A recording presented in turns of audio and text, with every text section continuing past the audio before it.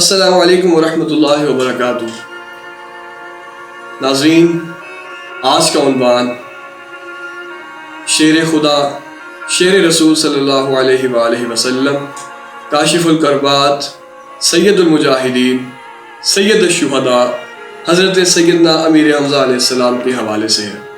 سیدنا امیر حمزہ علیہ السلام رسالت مآب صلی اللہ علیہ وآلہ وسلم کے سکے چچا ہیں، اور سیدنا امیر حمزہ علیہ السلام وہ خوش نصیب ہستی ہیں جنہوں نے رسالت مآب صلی اللہ علیہ وآلہ وسلم کی حمایت میں دشمن کے خلاف سب سے پہلے جہاد کیا۔ سیدنا امیر حمزہ علیہ السلام نے ہمیشہ رسالت مآب صلی اللہ علیہ وآلہ وسلم کی حمایت کی۔ ایک دفعہ ابو جہل نے رسالت مآب صلی اللہ علیہ وآلہ وسلم کی گستاخی کی تو امیر حمزہ علیہ السلام نے بھرے مجمع میں ابو جہل کے سر پر کمان ماری، جس سے اس کے سر سے خون بہنے لگ گیا۔ سیدنا امیر حمزہ علیہ السلام انتہائی دلیر، انتہائی بہادر، انتہائی خوبصورت ہستی ہیں۔ آپ کو والی مدینہ بھی کہا جاتا ہے۔ سیدنا امیر حمزہ علیہ السلام نے بدر کے مقام میں بہت سے کافروں کو واصل جہنم کیا، اور احد کے مقام میں بھی 30 لوگوں کو واصل جہنم کیا، اور بدر کے واقعے کو مد نظر رکھتے ہوئے آپ کو غزوہ احد میں شہید کیا گیا۔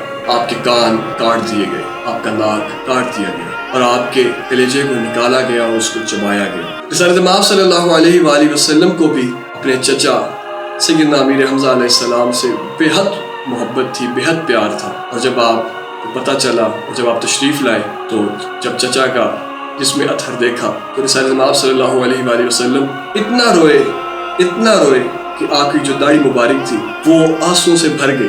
فرشتہ آیا، اس نے کہا کہ حکم کریں کہ ہم ان لوگوں کو تباہ و برباد کر دیں جنہوں نے یہ ظلم کیا۔ رسالت مآب صلی اللہ علیہ وآلہ وسلم نے صبر کا مظاہرہ کیا، اور بات یہ ظاہر ہو گئی جب آپ واپس مدینہ تشریف لائے کہ کچھ عورتیں گریہ کر رہی تھیں، تو آپ صلی اللہ علیہ وآلہ وسلم نے فرمایا کہ آج حمزہ کو تو کوئی رونے والی بھی نہیں ہے۔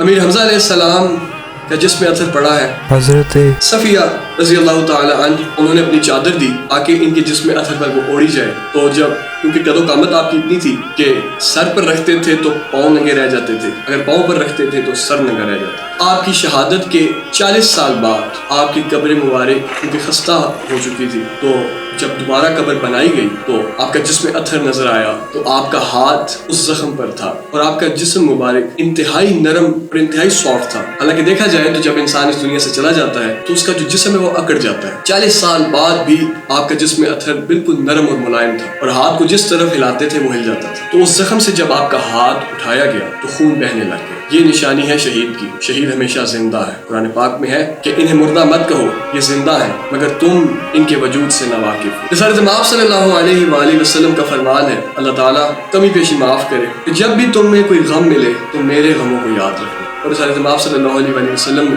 اپنی ظاہری 63 سال کی عمر میں حضرت امیر حمزہ علیہ السلام کو ہمیشہ یاد کیا، اور ہمیشہ ان کے غم میں آپ صلی اللہ علیہ وآلہ وسلم اشک بار رہے۔ ناظرین، میں یہی کہنا چاہوں گا کہ چاہے بدر ہو، چاہے احد ہو یا کربلا ہو، فتح ہمیشہ حق کی ہے، اور ہمیشہ حق ہی جیتتا ہے۔ اللہ نگہبان۔